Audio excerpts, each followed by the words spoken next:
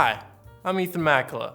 Welcome to the UW Stout Video Production Lab Safety Series.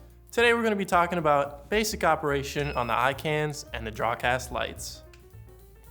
When checking out an iKan kit, you will receive 3 lights, stands, power cords, and clamps. Once the stand is set up, you can mount the light on it. Make sure it's sitting all the way in so that the bottom knob is snug but not tight, because it can damage the screw. To power the light, plug the DMX connector into the back of the light until it clicks. Then, run the power cord under one of the legs of the stand before plugging it into the wall. Use a clamp to attach the power brick to the light stand. If you're in the field and don't have access to a wall outlet, you can also power the light using a V-mount battery. There's a connector on the back of the unit to mount them.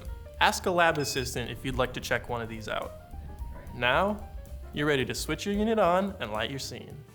Using the yellow dial, you can control the light intensity and color temperature of the light. To switch between controls, press the center of the dial. To focus the light, use the barn doors. If you're not looking to check out 3 lights at a time and want a light that's less bulky and easier to carry around, consider a Dracast. Mounting and powering a Dracast is comparable to an iKan, but changing its settings is different. There are 2 knobs on the back of the light to change the mix between daylight and tungsten.